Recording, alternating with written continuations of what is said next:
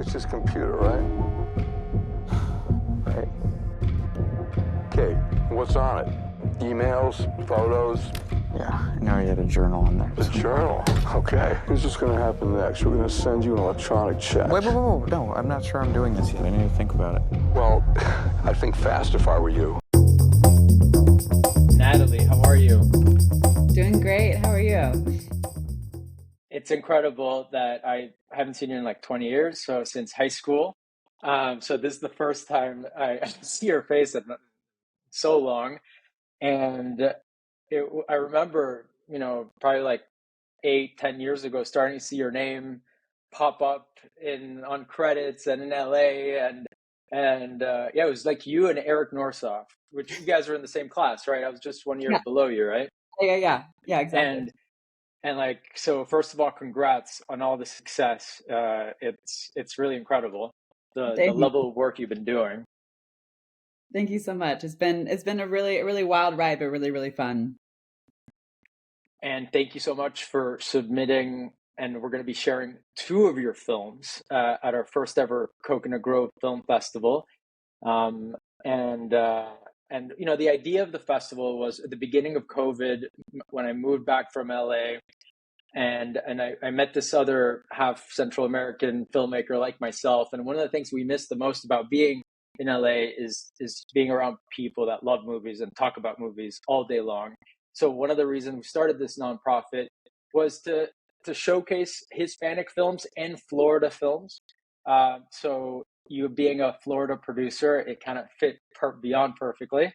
And even though we are having a few other films, like we have a film from Italy that doesn't fit in that mold, but so before we get into your films, could you tell me, like, really quickly, since high school, like where'd you go to college? How'd you get into LA and producing? Yeah, it was kind of a circuitous route. I went to Emory University for my undergrad, and I double majored in theater and dance, minored in English.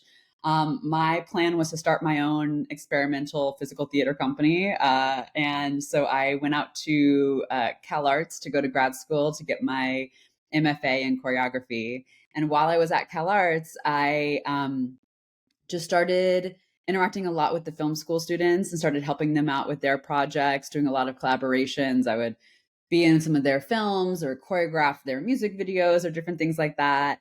And the more that I was on set, the more that I just loved it. And so I started helping my film school friends out with their films. And then I started filming my own choreography, making these short little dance films that I started submitting to festivals.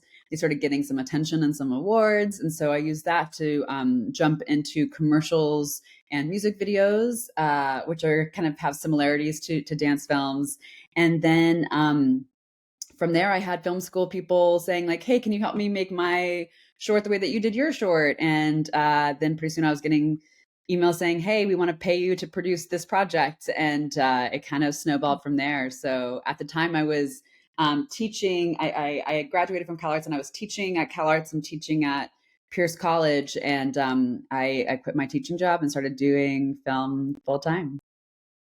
That's amazing. And I know that right now on Netflix, you have a Yogi Berra documentary, which as a baseball fan, I'm super pumped to watch. I haven't had the chance yet. But then you also did some football stuff.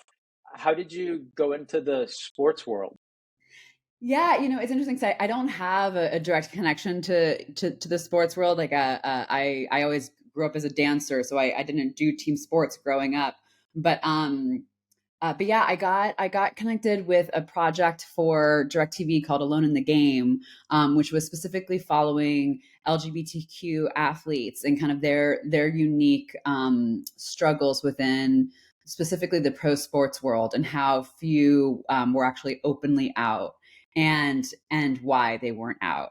And so I was brought on initially as a producer and then eventually became a co-director on the film and co-writer. And that was just a really amazing experience. We interviewed, athletes all over the country, including, pro and college and high school to kind of see the overall track. And so that was really interesting. And then, yeah, for the Yogi Berra documentary, it's called It Ain't Over. And that director, Sean Mullen, we've actually done his first narrative feature called Amira and Sam. And so when this documentary opportunity came up, he was already attached to direct it. And he was like, hey, would you guys be open to producing it? And so we hopped on board. Of course, I grew up always hearing about Yogi, like watching his commercials, hearing about the Yogisms, but I didn't really know how amazing of a ball player he is. And that's kind of the focus of the documentary is how that gets overlooked because he's kind of become such a character in pop culture. But he's actually like one of the most incredible baseball players ever. So yeah. Yeah, I mean, I consider myself a huge baseball fan, but yeah, I just know Yogi from the Yogiisms. But it's definitely in the top of my playlist right now, so I'm super excited to watch. That's so interesting. And then so let's talk about the two films that you have at our festival. They're both incredibly different. First, let's talk about Sleep Study. And I have to say, I am the biggest scaredy cat in the world. It took me years to even watch when people were like, oh, you got to watch Stranger Things, Stranger Things. And I'm like, I watched the opening and I'm like, no way. It took me years. I had to watch it in daytime with my girlfriend holding hands like over a summer.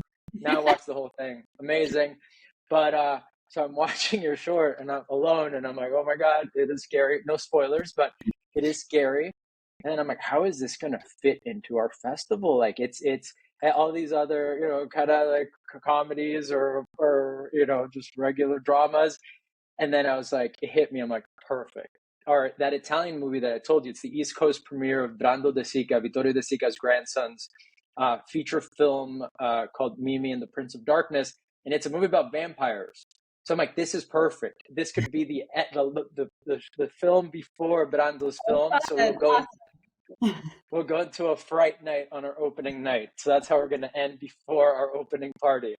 Oh, that's So first, let's talk about Sleep Study. Do you suffer from insomnia? So my husband has had some different sleep disorders, and so that's how I like initially came to it. But yeah, I was approached by 20th Digital. They had seen a sci-fi short of mine called Immortal, and they reached out and they were like, "Hey, do you have a horror short?" And at the time, I didn't. I had a horror feature that I was attached to direct, but not a short. And I started digging into what most scared me. And I had been doing a lot of research on the neuroscience of sleep and learning about all these different sleep disorders. And that was the thing that I think freaked me out the most. Was something, I'm not super freaked out by supernatural things. For me, it's more like the things that can actually happen in your real life. And yeah, and so I wrote that short and sent it to them, and they loved it, and so they're like, "Great, let's do it." And so it was part of Hulu's Bite Size Halloween series that they did, and it was so fun to make. And part of the process was because there's this kind of gray area between dream and reality throughout the film. Each scene is a single take, so when odd things start happening, it's unclear of whether, wait, is this a dream or is this real? Like we haven't cut yet. And so that was really fun and challenging to do, of these like really long single takes where there's stunts happening upstairs and downstairs and moving all around into these different rooms. And yeah, it was fun. Looking at the credits, it seems like you shot it with like three people. Yeah, I shot it at my house, and with like a lot of close friends that we've worked with a bunch over the years, and two incredible actors who I've worked with before, Olivia Applegate and Kevin Shinkaris. So it was a lot of fun. Like we had kind of that summer camp vibe going on. That's awesome. Well, I don't want to spoil anything else so that our audience can enjoy it and get scared by themselves. Um, and then Shadow Brother Sunday, the other film that we will be showing on Sunday, actually. So we're showing your horror on Friday and your drama on Sunday.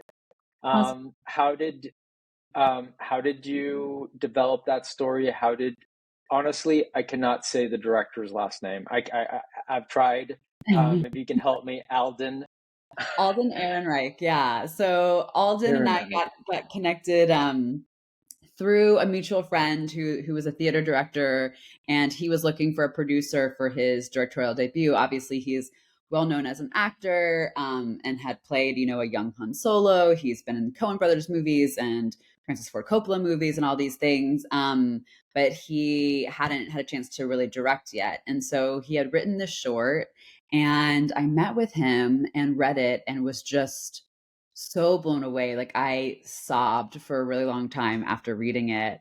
And we met about it, and I was like, I really want to help you make this film. And so we met like right in early 2020, and then of course the pandemic happened, and so we had to keep on delaying filming. But that gave us a lot of time to really prep and really hone the script in a really great way. And yeah, we shot on 35 millimeter and had such a I great. was curious because it has, such a distinct look. Yeah, yeah, that was really important to Alden from the very beginning. Was he wanted to shoot on film.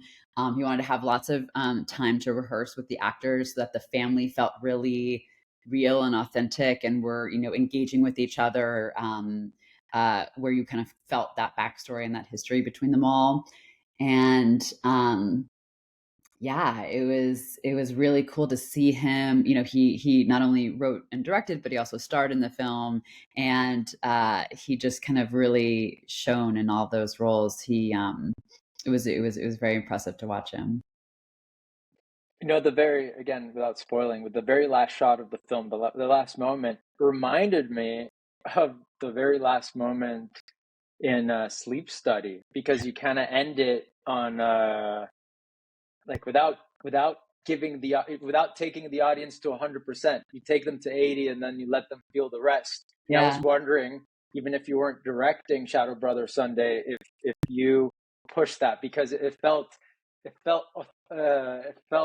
very similar. No, that was all Alden. That was how it was written in the original Okay. script, and he really yeah, he really wanted it to kind of have that moment of like, well, wait, but what happens next? And so many people have seen it and said, okay, but we need the feature film because we need to know what Yes. happens. So that's been fun to see how engaged people are with the film. And may I ask, I saw the name Francis Ford Coppola in there. How did that happen? Yeah, so Alden's first film that he did, that he acted in, was Francis Ford Coppola's Tetro. And so he was, studying theater in New York, and got cast in this Coppola film. And since then, he's done other Coppola films, including working for Sophia. But but yeah, so he's kind of been a mentor for Alden for a while, since he was 18 years old. And so when the opportunity to direct came up, he reached out to Francis and was just like, hey, would you, kind of continue your mentorship of me throughout this process? And so he read the script, and he saw rough cuts, and he wasn't on set or anything like that, but was definitely like a kind of creative sounding board for Alden.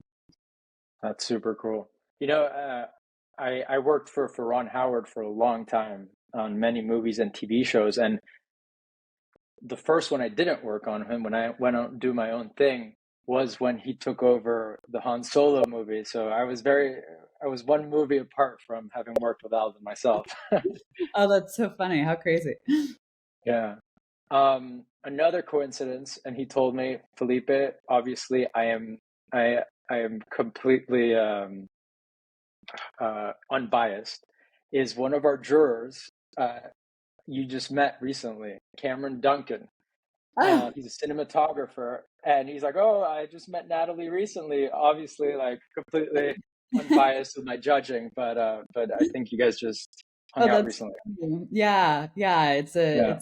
It's always a much smaller world than I think. It's I feel like when I first started in the film industry, it felt like so big and vast, and like, how to meet people, how to connect. And the longer that I'm in the industry, the more I realize how small it is, and how, like, like the connections to people. It's like, oh wait, you know this person because you worked on this project. And inevitably on any film production, I walk on set and I know some of the crew, and it's like we might not have worked together for 8 years, but it's like really fun that you kind of have those connections.